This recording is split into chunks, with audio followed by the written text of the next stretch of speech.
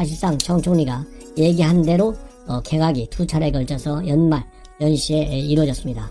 제 기억에요. 이렇게 소규모로 서너 명씩 찔끔찔끔 개각하는 경우는 그렇게 흔치 않았던 것 같아요. 매우 이례적인 현상인데 이렇게 이례적으로 소규모로 서너 명씩 연말 연시에 했다는 얘기는 그만큼 인적 자원이 한계에 도달했다는 그런 여건의 실정을 나타내주는 것이다, 이런 생각이 드는데요. 왜 그러냐 하면 캠코더 인사로만 일관하다 보니까 집권 초기서부터 사람이 메마를 수밖에 없고 그만큼 문재인 대통령이 신뢰할 수 있는 사람이 주변에 작다. 그래서 이 회전문 인사의 틀을 벗어나지 못하고 있는 것이 하나의 문제점으로 제기될 수 있다는 점을 저와 지적하고 싶습니다.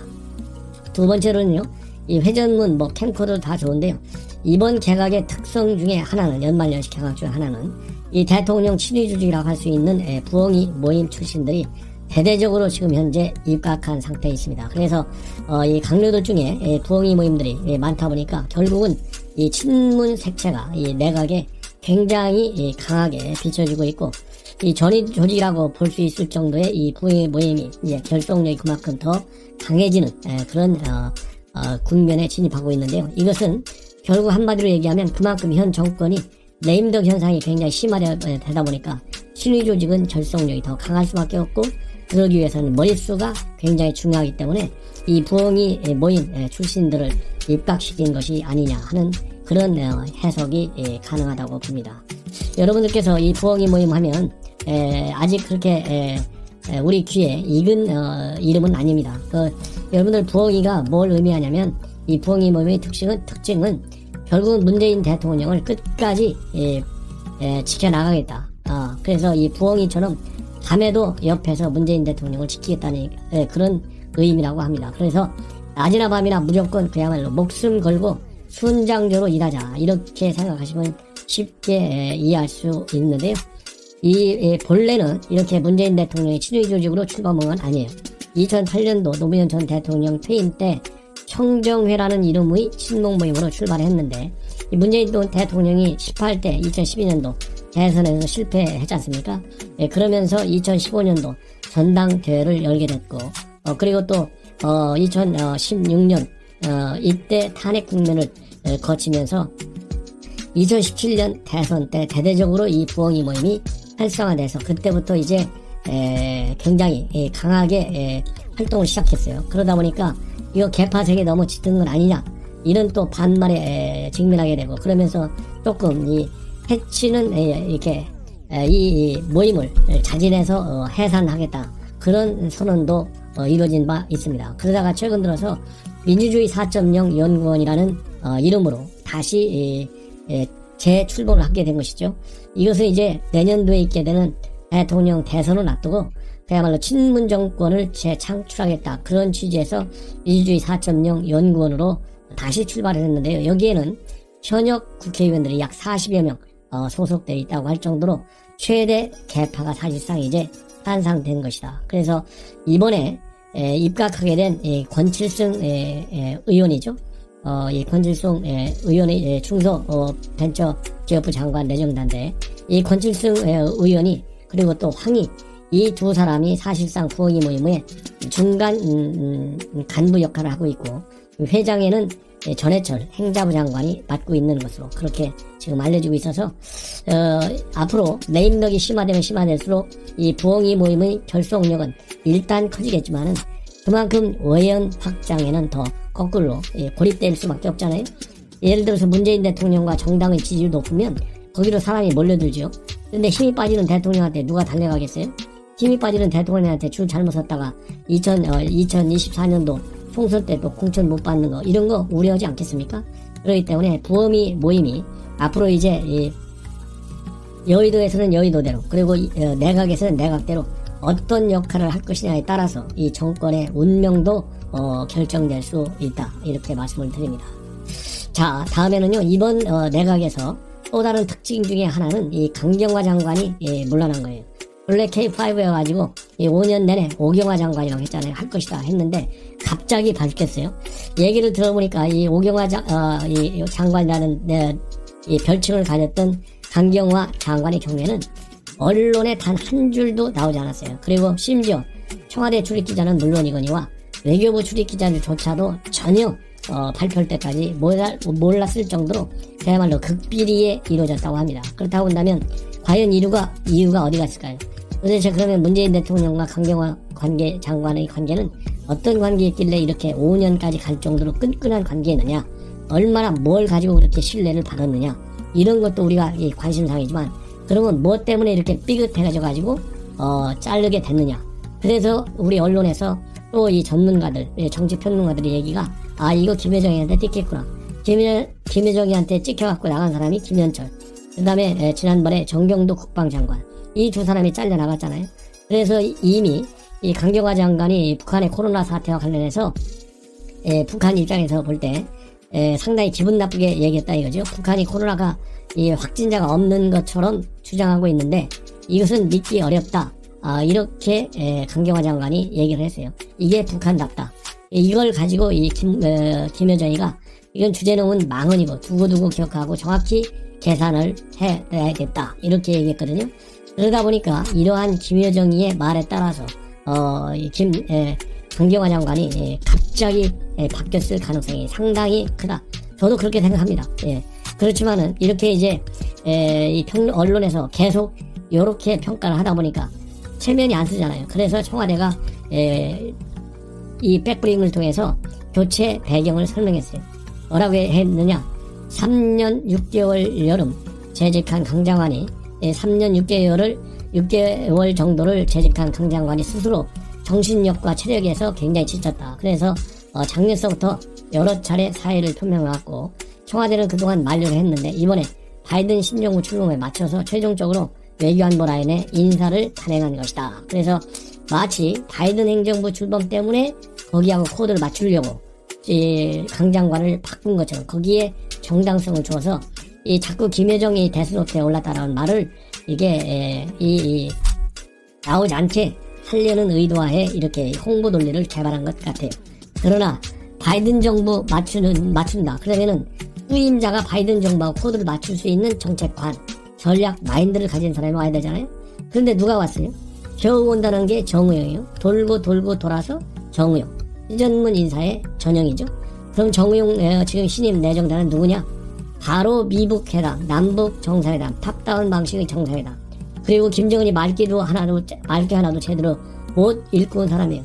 김정은이는 반드시 비핵화한다. 김정은이는 주한미군에 대해서 전혀 이 주한미군의 역할에 대해서 오해가 없다. 요런 두 마디를 딱 받아쓰기에 적어갖고 와가지고 트럼프 대통령을 백악관 가서 만나서 그 자리에서 내가 정상회담 하겠다 라고 한 사람이 바로 누구냐면 정우영이에요. 이런 정우영하고 지금 현재 새롭게 백악관의 주인이 되는 바이든 대통령 본인과 그리고 측근들, 외교안보 라인의 핵심 강요들을 보십시오. 정우영하고 정반대 인사들이 앉아있어요. 그래서 지금 현재 바이든 정부의 외교안보 라인에 앉아있는 내정된 사람들은, 이 강요들은 대한민국의 외교안보 라인에 앉아있는 강요들과 정반대의 시각을 갖고 있는 사람들인데 어떻게 신정부 출범에 맞추려고 강경화를 잘랐다. 이 말이 맞다고 믿을 사람이 도대체 대한민국에 누가 있겠으며 국제사회에서 누가 있겠느냐. 그냥 김여정이가 잘라라 해서 잘랐다. 요렇게 이실직고는 당연히 못하겠죠. 그냥 대충 넘어가는 것이 이럴 때는 뭐 좋은 표로 넣으면 전략적 보호성을 두고 넘어가는 거예요. 그냥 뭐라 하든지 말든지. 이래야지. 요렇게 바이든 신정부에 맞춘다. 제 말이 틀립니까? 시청자 여러분들? 제 말이? 한번 반론 제기 한번 해보십시오. 이 여권에 있는 분들. 그래서 이렇게 청와대가 백브링을 통해서 얘기한 거 오히려 의혹을 더 가중시킨다. 그리고 김여정이 말에 꼼짝 못하는 게 한두 개입니까? 김여정 하명법까지 나왔잖아요. 전단살포 금지법. 지금 국제사회가 들고 일어나지 않습니까? 그리고 김정은이한테 꼼짝 못한다는 건 3년 내내 대북관계가 입증을 해주잖아요. 그래서 우리 해수부 공무원 피살된 거 김정은이가 이 통전부 라인을 통해서 메시지 하나 오니까 그 이후로 시신이 불태웠다 라는 말 싹 들어갔지 않습니까? 그 정도로 꼼짝 못하는 정권이 문재인 정권이기 때문에 큰 틀에서 보든 작은 틀에서 보든 이번에 강경화 장관의 해임은 바로 김여정이의 계산값을 문정권 스스로가 대신 딱 지불해 주는 것이다. 이렇게 생각을 합니다.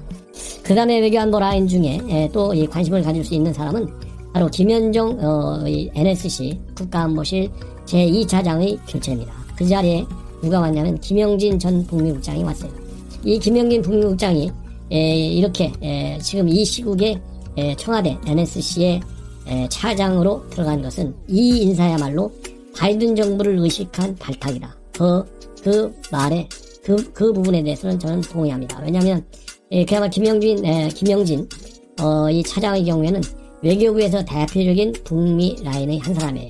그래서 오마베 행정부 때 외교장관 보좌관을 했고 북미국장을 거쳐서 청와대 외교비서관, 외교부 기획조정실장과 차관보로 승승장구했습니다. 그 당시 보수정부 때요. 이명박 박근혜 정부 때. 그리고 문재인 정부 들어서서는 주 벨기에 대사에 이어서 최근까지 서울시 국제관계 대사로 있었습니다. 그렇기 때문에 김영진 이 NSC 김현종 차장 후임자가 앞으로 바이든 정부와의 가교 역할을 하는데 그 어느 누구보다도 큰 임무 수행이 가능한 그런 마인드와 그리고 전략적 사고를 가진 사람이다. 그래서 저는 김영진 차장의 앞으로 행보가 대미 외교를 우리가 읽어나가는데 굉장히 중요할 것이다 라는 해석을 저는 하고 싶습니다. 자, 이제 지금 전국이 말이죠. 이번에 문재인 대통령의 기자회견 등과 관련해서 많은 비판들이 나오고 있어요. 특히 사면 문제가 그야말로 이낙연을 완전히 죽이는 그런 대통령의 발언이 나오고 그러다 보니까 야권에서 자꾸 조건을 달다 보니까 거침없는 비판들이 나오고 있습니다. 그래서 주호영 원내대표가 뭐라고 얘기했냐면 문재인 대통령도 곧 이제는 전직 대통령이 되고 사면의 대상이 될 수도 있다. 이렇게 비판했어요. 이걸 가지고 김경엽 의원이 뭐라고 비판했느냐. 김경엽 의원 여러분들 잘 아시잖아요. 현재 국회 정보위원장을 맡고 있어요. 이 주호영 원내대표한테 더 이상 국민의 길을 오염시키지 못하도록 공업용 미싱을 선물로 보내겠다. 대단한 사람이죠. 대단한 사람이에요. 그러면서 주호영 원내대표 수준 이하의 막말 퍼레이드다. 인터넷 쇼핑몰의 공업용 미신 사진까지 이 페북에 딱 올려놨습니다. 그러면서 미싱으로 입을 박아야 한다. 미싱으로 입을 꿰매야 한다 등의 속된 의미를 담은 표현을 야당 원내대표를 향해서 하고 있어요. 자, 이거 말이죠. 20년 전으로 돌아간 것 같아요. 여러분들이 공원용 미싱 발언하면은 1998년도 6.4 지방선거 때 이 한나라당 김홍신 의원이 김대중 대통령한테 거짓말 너무 많이 해서 공원용 미싱으로 박아야 한다. 이렇게 해가지고 모욕죄로 고발돼서 벌금 100만 원을 선고받은 적이 있어요. 그래서 20년이 지난 후에 지금 다시 민주당에서 또 공업용 미신 발언이 나온 거. 이거는 우연이 아니고 그들의 머릿속에 담겨져 있는 것은 이 정도 수준밖에 되지 않는다라고 하는 것이 바로 민주당의 한계인 것 같습니다. 그리고 이렇게 연말연시 두 번 이제 개각이 이루어지다 보니까요. 남은 인사는 사실상 이제 정세균 총리인데 정세균 총리 뭐 대선 나오는 건 확실하지 않습니까? 언제 그러면 총리 자리를 그만두냐. 제가 보기에는요. 이번 이 코로나 사태가 이렇게 악화만 안 됐으면 요번에 같이 물러나서 바로 대선 레이스에 뛰어들었을 가능성이 상당히 큰데 이 코로나 사태 때문에 그야말로 전쟁 중에는 장수를 교체하지 않는다. 이런 얘기 때문에 안 바꾼 것 같아요. 그래서 이제 정치권에서 나오는 뉴스를 보면 4월 보선 이후에 교체가 될 것이라는 그런 설에 무게감이 실리고 있습니다. 그러면서 당연히 이제 그러면 후임이 누가 될 것이냐. 그래서 지금 현재 여러 가지 설들이 나오고 있는데 그동안에 호남에서 총리를 쭉 해왔기 때문에 이제는 영남 차례다. 그래서 김부겸 의원이 거론되고 있고요. 그 다음에 또 놀랄만한 인물 둘이 있습니다. 이번에 개각을 통해서 여성 장관 30%라고 하는 쿼터가 무너졌기 때문에 상징적으로 총리는 여성을 내세운다. 이 경우에는 추미애 장관이 후보군으로 거론되고 있다고 합니다. 물론 이후에 전에서부터 거론이 됐었죠. 그래서 여기서 제가 보기에는 그러면 이 기질이